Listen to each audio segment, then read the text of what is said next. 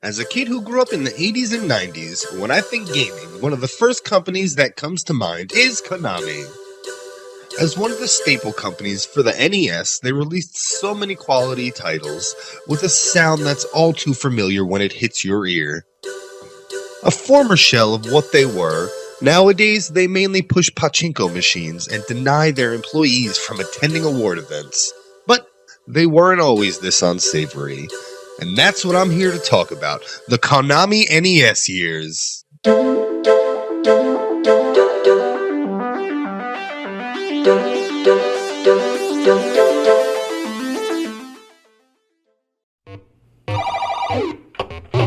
Gradius is an almost genre-defining game. It isn't gonna visually blow many away with its space backdrops, but the gameplay is tight and that's what counts. You'll be able to power up your ship anytime you grab one of the red orbs dropped by your enemies.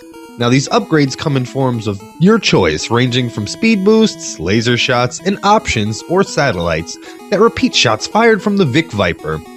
All of this is needed as the levels are tough to navigate, with the later ones filling the screen with bullets in tight corridors. Bosses in the game are handled as such. You have to survive some endurance testing for our hand-eye coordination, then you battle the actual boss. For the most part, slowdown in this game is minimal, at best, but there are a few parts when it got so bad the game wouldn't accept more than one input from my controller. I really suggest cutting your teeth a little bit before biting into Gradius.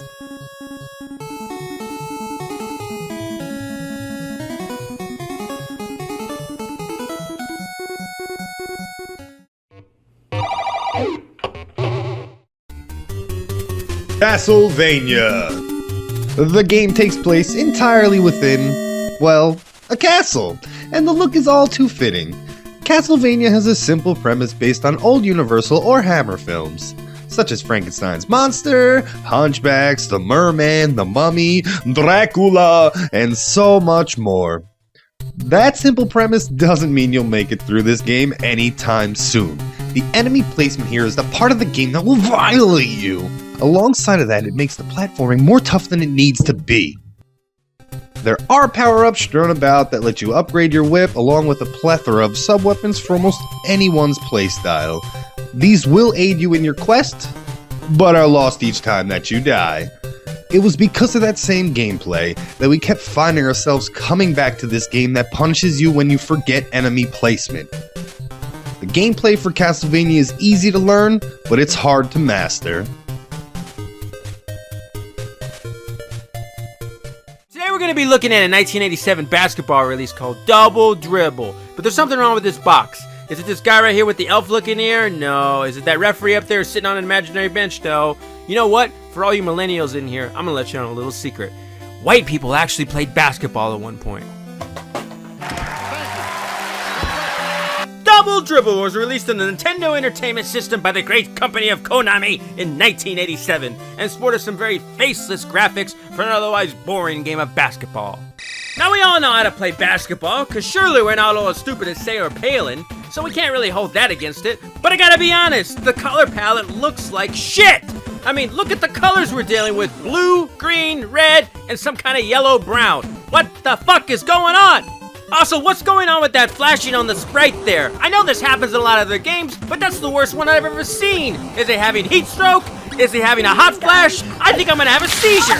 Again, just like the main menu, none of the sprites have faces. And that's fine, because at least in the background, some of them are moving their arms. And they even took the effort to put in some cheerleaders. Who doesn't love basketball cheerleaders? But how is it their arms aren't moving? These jackasses are sitting in the seats looking like they're jerking off, and the cheerleaders can't move?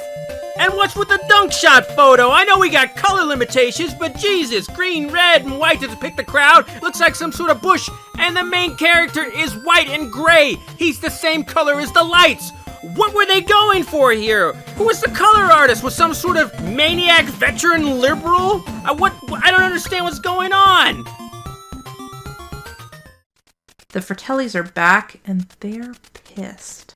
The notorious criminal family has kidnapped the Goonies, and it's up to a young Samwise Gamgee, Mikey, to rescue their butts. Also, there's a mermaid. For reasons. Come here and make me feel like a woman.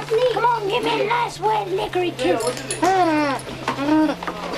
This platforming adventure title was not a direct sequel to the film, as every young American gamer once assumed, but in fact a follow-up to a mostly Japanese exclusive released on both the Famicom, MSX computers, and North American Versus arcade cabinets.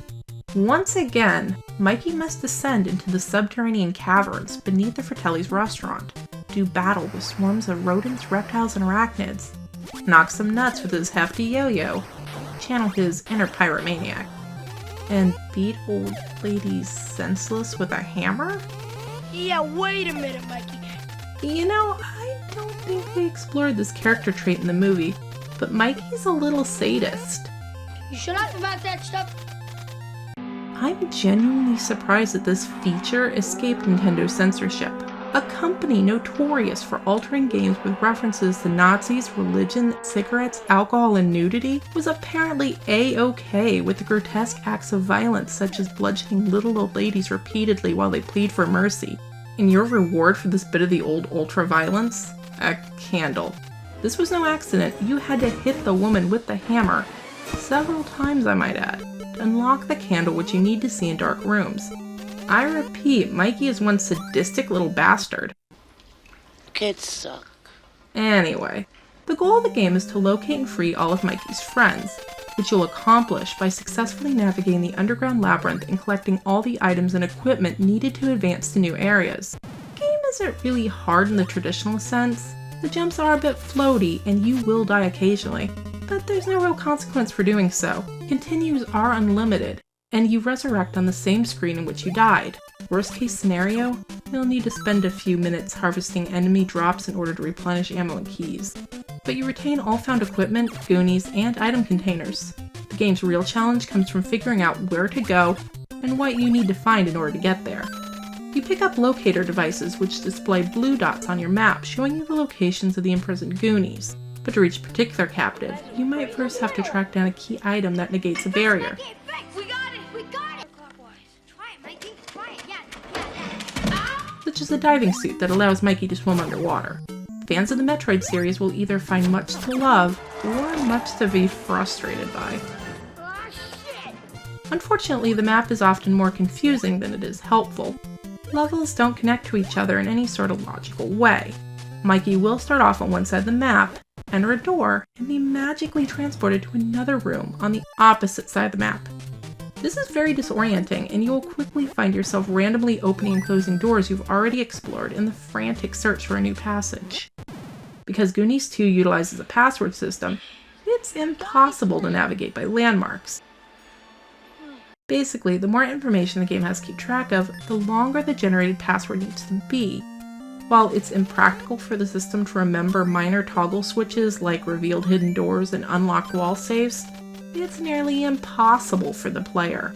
You'll spend much of the game re-exploring the same identical rooms, knocking out old walls, and reopening magical self-locking wall safes in the desperate hope you'll stumble across a new clue.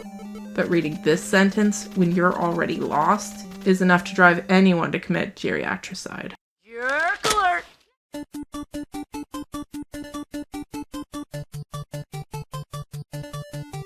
Traversing the Soviet motherland, attacking Russians during a Cold War-era setting, it's Russian Attack!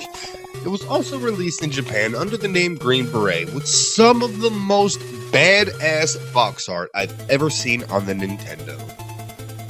Russian Attack is an action platformer based off an earlier released arcade game. You play the role of a special ops agent who is sent to infiltrate the military bases in an attempt to disarm the secret weapon and save the world.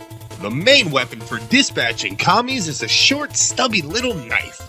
Additionally, a rocket launcher and grenades can be found and used a limited number of times. All in all, there are 6 stages, which is 2 more than the arcade predecessor.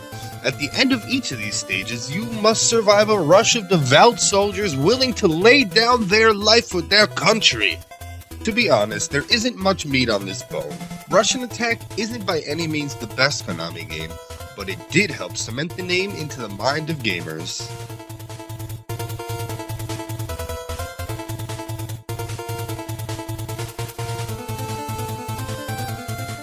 Stinger, much like Gradius, is a shooter, but with a different overtone.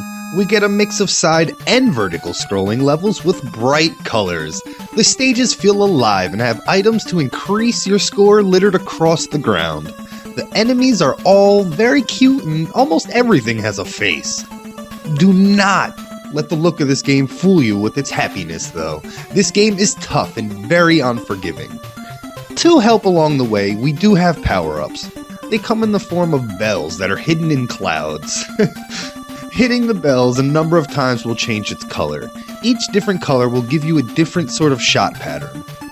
All in all, I would skip this one over for its brother, Gradius. Top Gun, which has its bad moments that we all have heard about.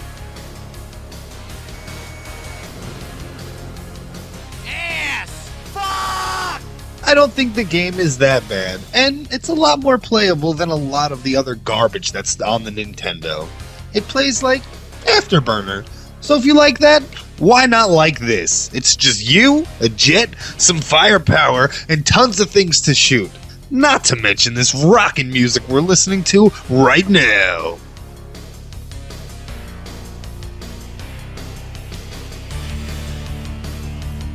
Track and Field, the greatest button masher for the system. It has you taking place in 8 different Olympic-style events, competing against a computer or a friend. The events may be different, but you'll find yourself just mashing B and A or left and right to gain speed in the 100-meter dash. While events like the long jump, javelin throw, and the triple jump will have you pressing up in a timely fashion to stop your run and take a flying leap. Releasing the up at a decent angle will propel you further than your opponent.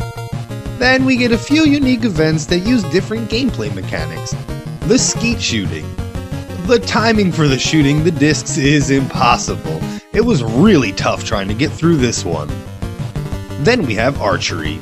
This was a bit easier, just pressing forward then stopping at a certain angle and good timing on the draw of your bow will land the arrow dead center of the target. If you do not perform well in one of the 3 attempts in each event, you don't qualify and you have to start the whole game over. So this takes a bit of skill, but it can lead to some really fun 2-player action.